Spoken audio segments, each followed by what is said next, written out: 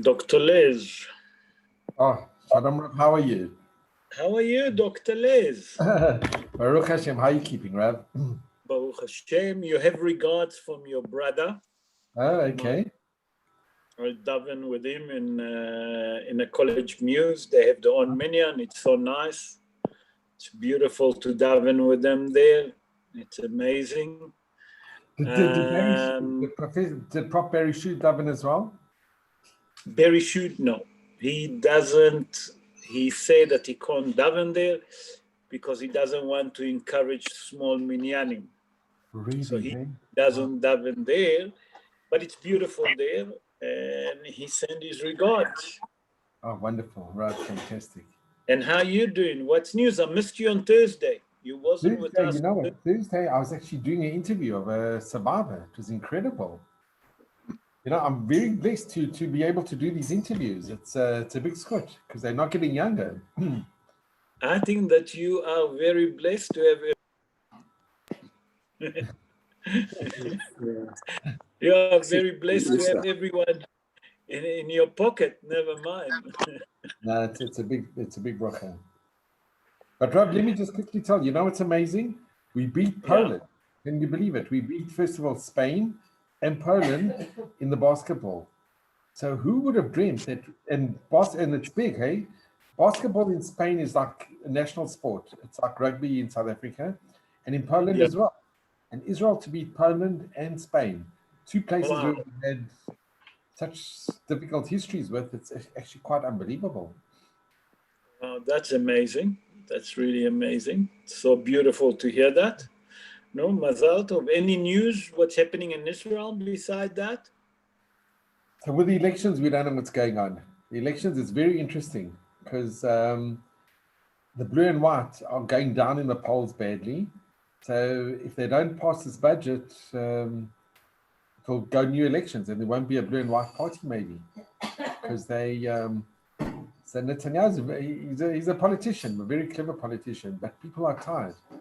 It's a cabal they're doing it. They should put the country first.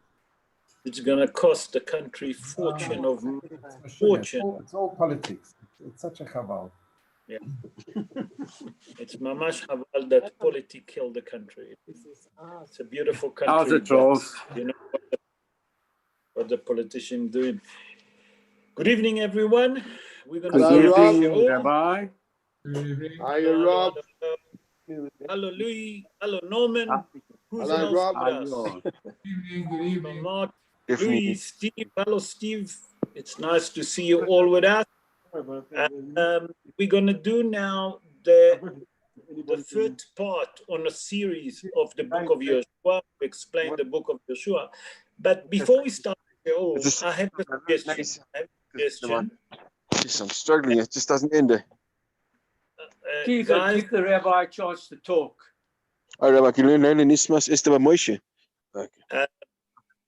Guys, I would like to ask if it's possible. You know, we're coming on Thursday night. We're going to light Hanukkah, the Hanukkah candle. And on Hanukkah, usually we do the Sheol. So if it's possible,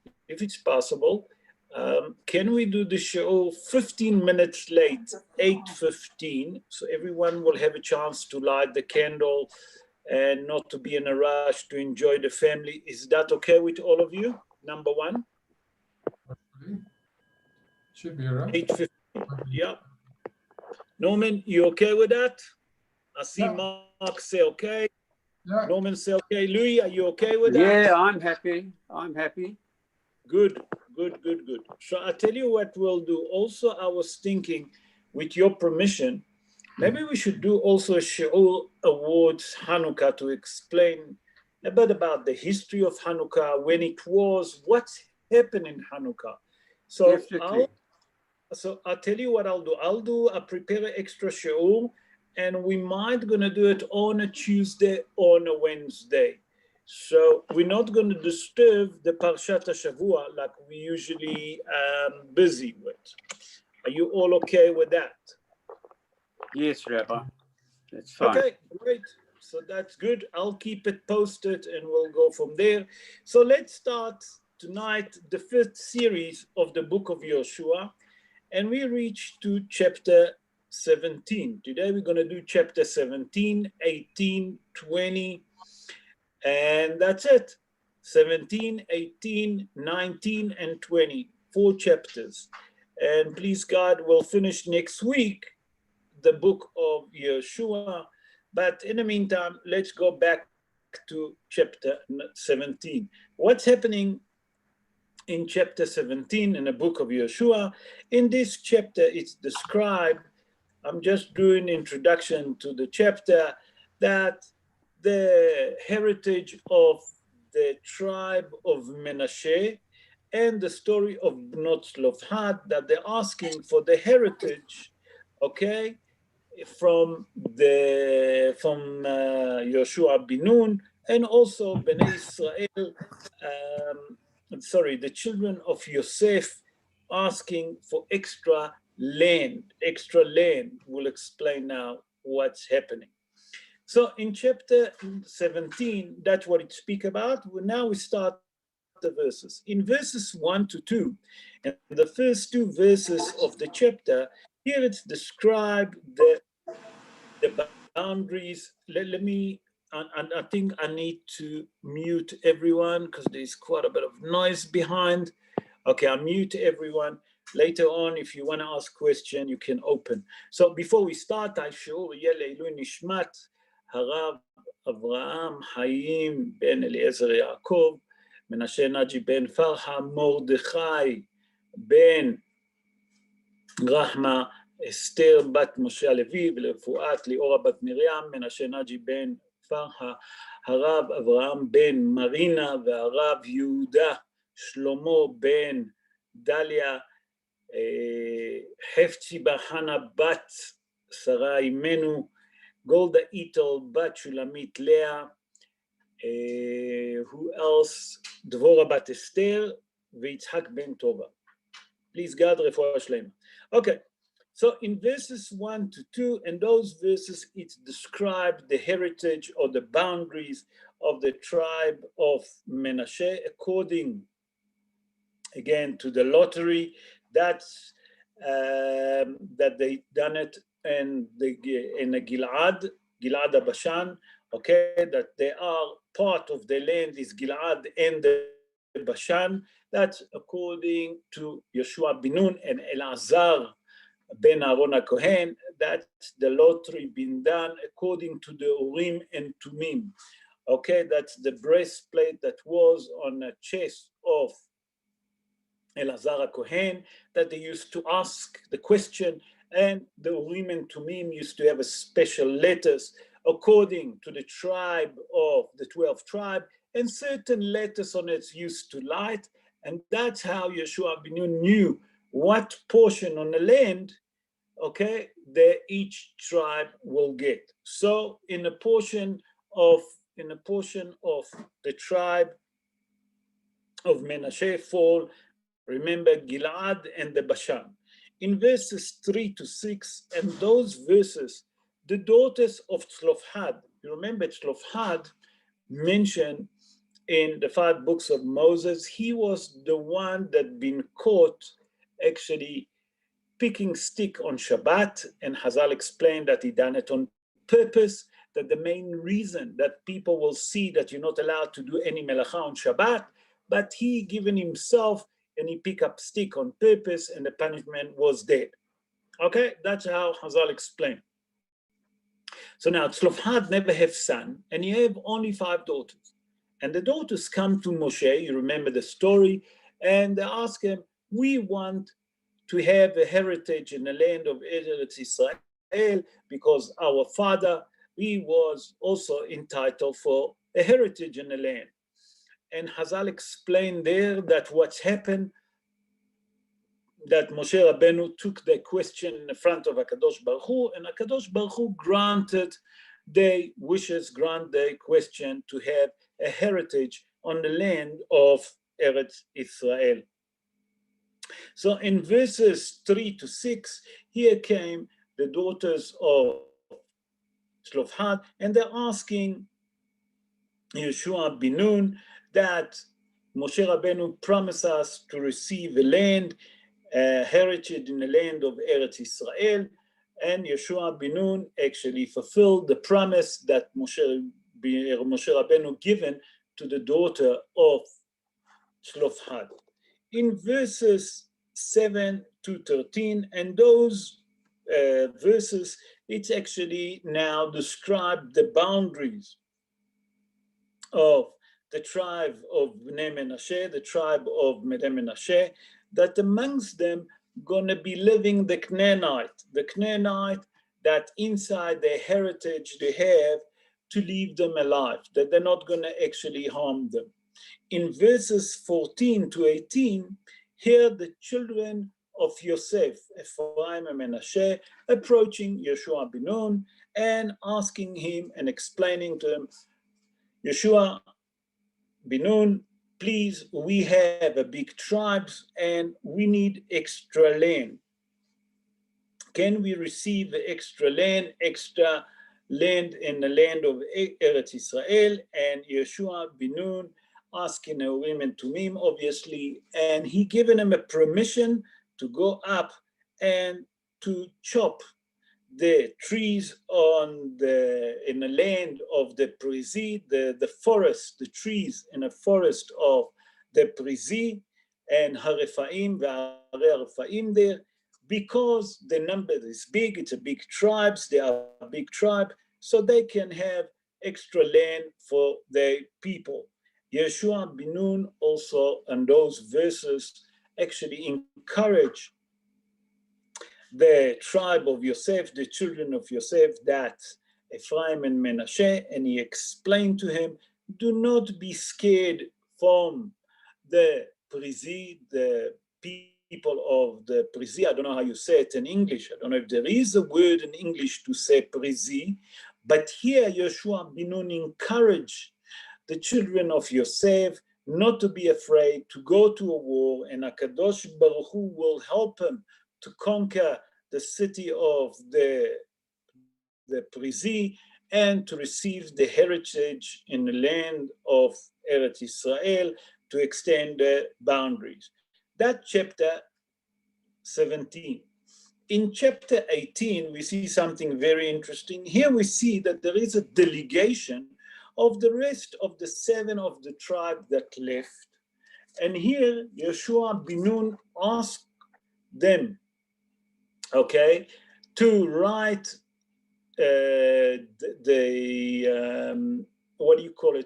to write the land where they prefer to have a land to go. We'll see that they're going to Eretz Israel, and to write where they prefer to have the land. Also, in the same thing, we'll speak about the heritage of the tribe of Binyamin. That's what it speaks in this chapter.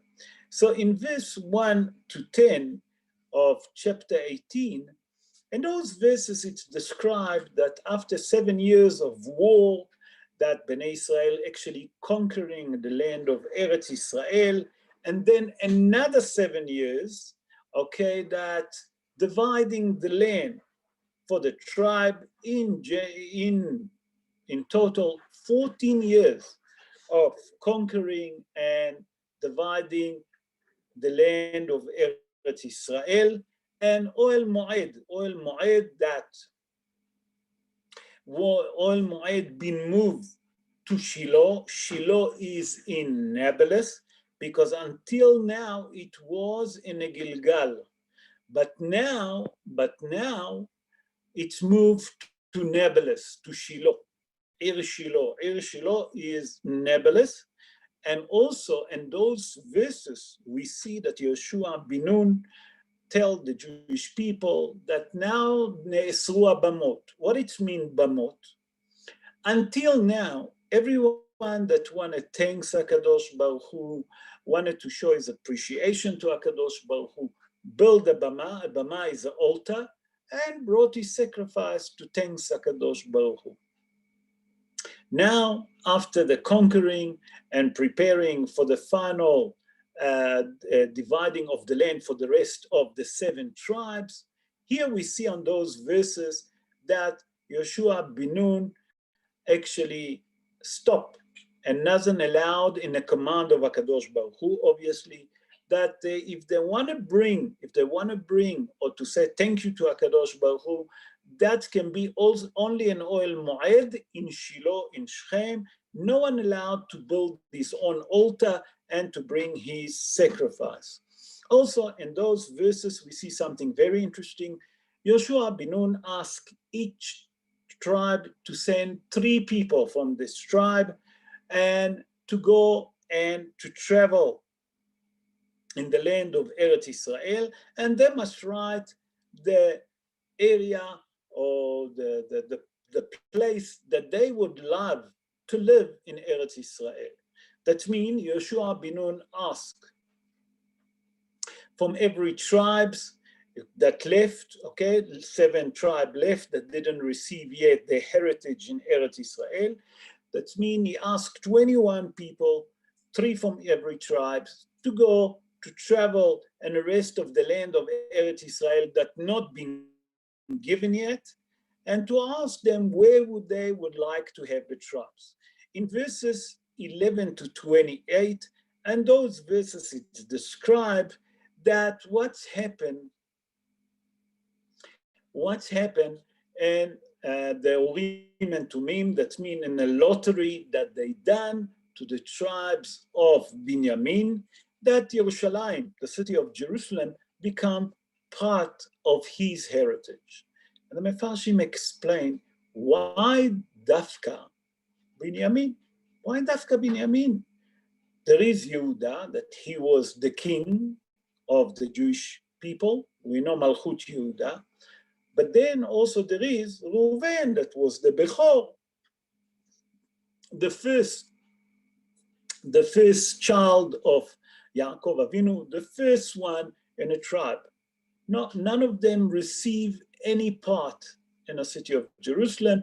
It fell in a part of Binyamin. And the Mefarshim explain that the main reason for it, and we'll read about it, and we actually read about it last week on Shabbat, that from all the tribes, from all the children that Yaakov Avinu have, when they bowed down to Esav, Binyamin was the one that didn't bow down. And why? Because simply he didn't born. He didn't born yet. When did Binyamin born? Binyamin born only after the meeting with Esav. He born b'derech Bethlehem, al em haderech. You remember we spoke about it, why Rachel Imenu buried there. So in that merit, he received that in his portion will be Yerushalayim, Jerusalem. Okay, we see from here that in those 28 verses in a chapter, it speaks about number 1 and the most important, that the 7 years of conquering of the land, 7 years of actually dividing the land, bringing the land, okay? Now the oil moed, that means the oil moed is the tent of meeting, okay? Move to Shiloh. Shiloh, it's in, we explain it's in Shechem, the city of Shechem of today, by the way. And also it speaks about that Yehoshua bin Nun asked the 7 left of the tribe to walk around the land of Eretz Israel to see which portion of the land didn't been taken yet and to decide which one they would like. In chapter 19, it speaks very briefly about the land where they're getting the portion in the land of Eretz Israel, and in the end, it tells us that Yehoshua bin Nun received a city that's called Timnat Serach. We'll speak about Timnat Serach just now, and we'll explain where is it. In verses 1 to 9, and those verses, it's described the boundaries and the land of the tribe of Shimon, where he received that. Then it moved in verses 10 to 16. It described the boundaries and the land of Shevet Zevulun that they received. 17 to 23 speak about the boundaries of Shevet Issachar, and the verses 32 to 39 speak about the land of the tribe of Naphtali. In the rest of the verses, that's 40 to 48, okay? And those verses, it's describe the boundaries of Shevet Dan. And here come something very important. In verses 49 to verses 51, and those verses, it's describe the dividing of the Eretz Israel to the land. And here there is something very interesting. Yehoshua bin Nun received the city of Timnat Serah from the children of Israel without anything. That's by the command of HaKadosh Baruch Hu. Where is Timnat Serah? Timnat Serah is in a portion of Har Ephraim, in the land of Har Ephraim, the mountain of Ephraim. And now that's where is it today for us to understand. In Israel, there is a place that's called Ariel. I'm sure that some of you been there. It's a city that's called Ariel. Ariel, as a matter of fact, that city started in 1984. And I'll tell you how I know. 1984, 1985, they start building the city of Ariel. Where is Ariel? In Har Ephraim. And Timnat Serah is northwest to Ariel. It's very close to, not far from Shechem, not far from Nablus. What's happening there? That's the place that Yehoshua bin Nun received that city to himself, and that's where he buried, by the way. That's where Yehoshua bin Nun is buried, in the city of Timnat Serah. HaKadosh Baruch Hu command Bnei Israel to give a special place that's called Timnat Serah to Yehoshua bin Nun. What is Timnat Serah? Many of the Mefarshim that speak about it, they explain that the Canaanite, what they used to have there, that they used to put a kind of a pictures that describe the god that was the god of the, what do you call it, the moon. And that's what they used to be. And here come Yehoshua, obviously, when they conquered the land, when they fought and he took it all, and they get rid of it. And here HaKadosh Baruch Hu asked and command Bnei Israel that they obligate to give that city to Yehoshua bin Nun. And that's what it's mentioned in verses 49 to verse 51, those the verses. Okay. Then there's something very interesting in chapter 20. And that's the last chapter for today. In verse 20, it doesn't speak anymore about the tribes. It's changed completely different scenario. Here it speaks about the law of a person, רוצח בשגגה, a person that murdered by mistake, and appointing ערי מקלט, the city of refuge. What does it mean? We'll explain now, and we'll explain how many was city of refuge for Bnei Israel. So in verses 1 to 6, and those verses, it's been described the command that HaKadosh Baruch Hu tell Bnei Israel in Yehoshua, command Bnei Israel to build a city of refuge for a person that murdered the other Jewish person by mistake. And it's described how long a person that murdered by mistake obligated to sit in a city of refuge. As you all know, that how many city of refuge was, in verses 7 to 9, it's explained. In verses 7 to 9, it explained that in total, must be 6 city of refuge. 3 inside the portion of Eretz Israel, inside the land of Eretz Israel, and 3 was outside the portion of Eretz Israel by the Jordan Valley. Okay? Now, how long that a person that murdered by mistake have to stay in a city of refuge? He obligated to stay there until the Kohen Gadol that was in appointed, that was serving, die. That was the law. And there is explanation why Dafka the Kohen Gadol, and what was the job of the Kohen Gadol, because the job of the Kohen Gadol used to bring peace, and why to wait, then everyone will pray that the Kohen Gadol will die earlier. But Hazal explained that the mothers of the Kohen Gadol used to come, and they used to prepare food and water, and used to give it to those prisoners, if you want to call them, because they are prisoners in a city of refuge, that they will not only food and water, they used to give them also clothes, that they will not pray that the son will die. So we learn from here that in the city of Israel was 6 cities of refuge, 3 inside the land of Eretz Israel, and 3 outside the city of Israel. That's across the Jordan Valley, outside Eretz Israel. How long the person have to sit in a city of refuge. That's basically what described in those 4 chapters that we spoke.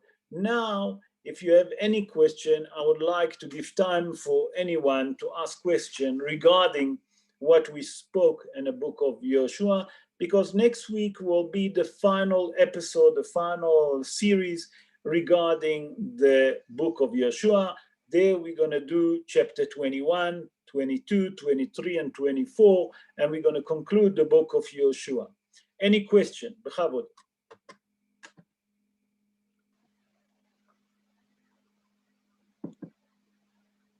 No question. I would like to suggest one thing. I'm gonna ask everyone.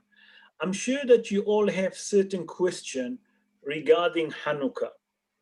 Maybe what we should do, I'm going to do introduction to Hanukkah, obviously, but if you have question, you can send it to me on WhatsApp, and I will put that part of the shiur for those that obviously know the answer, or those that didn't ask the answer, and it will be very interesting to understand the law of Hanukkah. For example, Hazal asking if the oil, when I say Hazal, it's in a Shulchan Aruch, our sages ask, is a person allowed to light the menorah of Hanukkah? Listen to me, the menorah of Hanukkah, not candle for Shabbat, with oil that it's not kosher.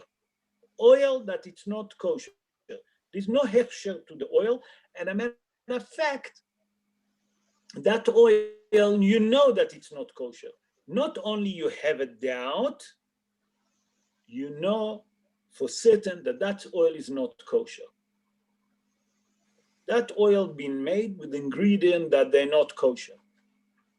This is one of the questions that been asked in a Shulchan Aruch regarding lighting a candle of Hanukkah. Obviously, most of us light candles, some of us light with olive oil because it gives a beautiful light. But we have to understand those questions that we're going to speak about, please God, in a show regarding Hanukkah and what was the Psak Halacha and what a person should do. Is going on holiday maybe. Some of you may be traveling. I don't know how many of you traveling, but if any one of you traveling, the question become, you stuck somewhere in a place that there is no kosher oil, and you decide to light your menorah. Can you use oil that it's not kosher? And you know it for certain that the oil is not kosher. There's no doubt. Maybe it's kosher, maybe it's not. It's definitely not kosher. And you don't have, obviously, any other oil. So I'm going to make it very simple for you. I'm going to help you now. But if you have any question, please ask, and we'll try to answer now. And we're going to answer, please God, on Tuesday, Wednesday, when we're going to do the shiur to introduce Hanukkah.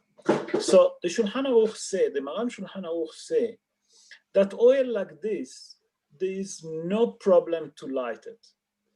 What does it mean? Lehalacha, we paskin that there is no problem. But, here comes the big but. We're not encouraging to use this oil. It's only if you don't have this kind of oil. But if you want to light with it, yes, you can. Okay? But you can't say that it's negative. The answer is not. The answer is yes, but we're not encouraging it. Obviously, if you have other oil, you should light with the other oil.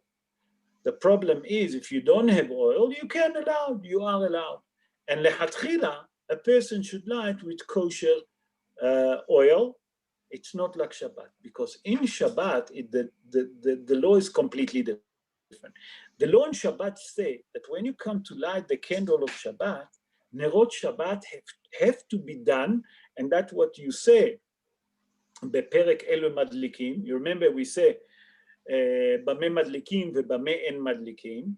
That's called פרק ואלה מדליקים. There, Hazal explained that the oil have to be kosher. There you obligate to have kosher oil.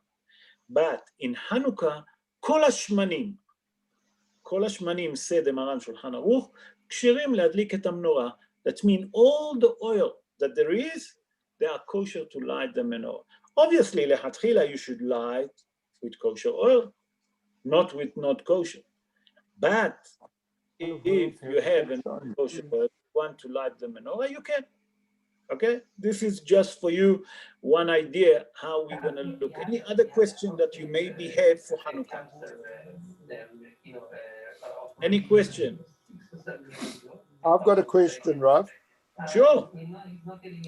How come nobody ever talks about where Yehoshua ben Nun has been buried? Sorry? Tonight is the first time I heard where he has been buried. You always hear about There's someone in the Joseph. back radio. I can't hear. There's someone in the back that is radio off, and I hardly can hear you. Sorry. Okay, now I can hear. I'll repeat. Yes. I've never heard before where Yehoshua ben Nun has been buried. Tonight is the first time. Everybody, when you hear about where Joseph's been married, whether Imaot have been married, whether Avot have been buried, but nobody ever talks about where Yehoshua was buried. So it's very interesting that you mentioned it tonight. I just was wondering, how come nobody ever mentions it? Okay, so I will explain. And I tell you, first of all, let's understand. Today, we explain where he's been buried because the book of Yehoshua speak about it. And the main reason that we decide to do the Tanakh, and I explained at the beginning, when we start learning about the book of Yehoshua, because many people usually learn, what do they learn? They learn Mishnah, they learn obviously the 5 books of Moses, they learn Mishnayot, and mainly people jump to Gemara. Very few, and I spoke about it with Dr. Les, know the Tanakh, know the foundation. People start straight from the book of Mikra. Mikra is the 5 books of Moses, straight to the Gemara. And they don't have foundation, and they don't understand the situation. And that's what you see that many, even people that studying in a yeshiva, I'm not Chas v'Shalom come to criticize, I'm just coming to explain that they don't have the right foundation and they can't understand how our Torah is being built. Why? Because they're jumping straight from the Mikra, that's the 5 books of Moses, to the Gemarot. And that's why I decide, and I spoke to Dr. Les, and I spoke to, I think, to you, that we're going to start learning the Tanakh to get a better basic understanding what is happening with our Torah. And that's why we're doing. So, Be'ezrat Hashem, if HaKadosh Baruch Hu will give us the string, we'll go from here, from Sefer Yehoshua to Sefer Shoftim, and to understand how our heritage work. Because all what we know is Abraham Avinu, Yitzhak Avinu, Yaakov Avinu, then it jumped to Yosef, from Yosef straight to Moshe Rabbeinu. We heard a little bit about Yehoshua ben Nun, that he was the servant of Moshe Rabbeinu, and with that it ends. Most of the people didn't know that it took 7 years to conquer the land of Eretz Israel. What was involved with conquering the land of Eretz Israel, what we learned together, Not only that, that it took another 7 years for Yehoshua ben Nun to give the land to the Jewish people. And when it was the Bamot, that you're not allowed to have any more, every person can take and give a thanks to HaKadosh Baruch Hu. What does it mean? You want to thank you, HaKadosh Baruch Hu, for whatever miracle that happens to him. He can build the altar and he can say thank you. He can shech a korban and that. Not many people knew that Oel Moed, the tent of meeting, was in Gilad, and then it's moved to Shechem, to Nablus, okay, to Shiloh. Not many people know the history. And that's why we decide to do that. Now you know that the book of Yehoshua not only speak about the land, how we enter Eretz Israel, how we divide, how we conquer. He explained why and where Yehoshua ben Nun been buried. And Be'ezrat Hashem, you'll see a few more interesting things that not many of the people know. You'll see next week that the Levite have 42 cities. Did you know that, Mark? Yep. You know that, 42 plus 6. Yeah, but the 42 cities that they got from who? From Bnei Israel, they've been command. Do you understand? Not many people know that. Yeah. Now I'm just wondering because you often hear when you're in Eretz Israel that there are excursions to Kever Rachel and there's excursions to the tomb of Joseph, but you never hear about anybody going to Yehoshua ben Nun's grave. Nachon. That's all that. You're 100% right. It's strange, and that's you never why hear that. When I was in Israel for 2 years, you had all these places people went to, but never, ever did I hear of anybody going to Yehoshua ben Nun's grave. Okay, so I tell you, you used to live in Ra'anana. Correct me if I'm wrong. Yeah. So from Ra'anana to Kever Yehoshua ben Nun, it takes exactly 20 minutes. Wow. If there is no traffic. Wow. That means if you come from Ra'anana, listen to me, you get to Tzomet Glilot. Tzomet Glilot, you take left, you go into Tzomet Kfar HaYarok. Tzomet Kfar HaYarok, you go straight. You don't turn down like going to Tzomet Mesubim, you're going straight, you're not turning right like going to Givat Shmuel, and from there you cross, Beit Vagan and all of that, Tzomet Mesubim, Tzomet Tel HaShomer. You go straight, direct, like going to Nablus, okay? And you see that it's north, west of the city of Ariel. Once a year is a big thing, but many people, if you read, there's a bus, because it's in Nablus, it's very dangerous. There's many people going to Kever Yosef, because Yosef also been buried in Nablus. That I'm sure that you know. Mm-hmm. So you'll see that there's many, if you look, the religious people go there once a year in the Yortzeit to daven on a grave of Yehoshua.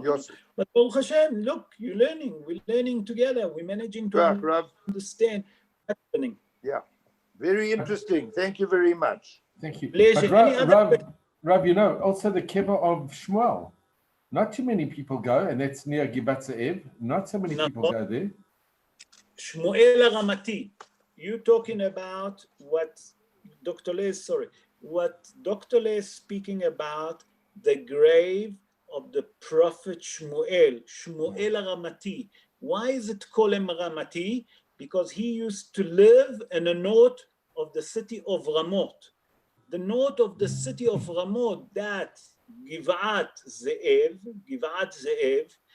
There, if you go maybe 10 minutes, not more by car, 15 minutes maximum, you get to the grave of Kever Shmuel HaNavi. Am I right? That's what you Yeah, speak. you're right. And there are not that many people that go there. You don't see Nachon, many. Nachon meod. You are Even people living in Givat Ze'ev or the new section of Givat Ze'ev, they don't really go there that much either. No, not many people know. And if you look at the history of conquering of Jerusalem, the Jordanian used to have a cannon that used to stand there, a huge cannon that used to face Jerusalem that they used to bomb. And a special platoon in that time of the Palmah, have to overtake the mount of Kever Shmuel Hanavi, because it used to be right on the top of the mountain and it's facing all over Jerusalem. You follow? So Dr. Leza, 100% Yeshua. Thank you. Any other question, Rabbi, that you want to ask? Maybe you want to suggest regarding Hanukkah, or you want me to speak in Hanukkah, because I'm going to prepare. Because this week is going to be all week that I'm going to have to prepare another 2 shiurim.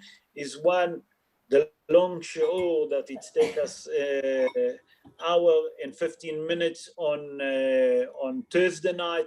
And if you want to prepare something for Hanukkah that you want me to speak specifically, that you really want to do, because all what I'm speaking or what I'm going to prepare speaking, it's the history of Hanukkah. When is it happen? How long did it take? Because many people think that it was chop a block, quick, and it's finished, 7 days. It wasn't like this. I'm going to explain the history, how it started and what's happened, and how is Hanukkah actually came about, what it was, what caused that the coup of Hanukkah started. Not many people know. Not many people even know that it was a coup. So we're going to speak about it if you're okay with that. Just to give you a bit of history, to look at Hanukkah, to understand what is Hanukkah. You know, people think that we're just lighting the menorah, because the Greek, when they conquer, when they destroy Beit HaMikdash, we didn't have oil. But what was the starting of the coup to go against the Greeks? What happened there that caused the coup?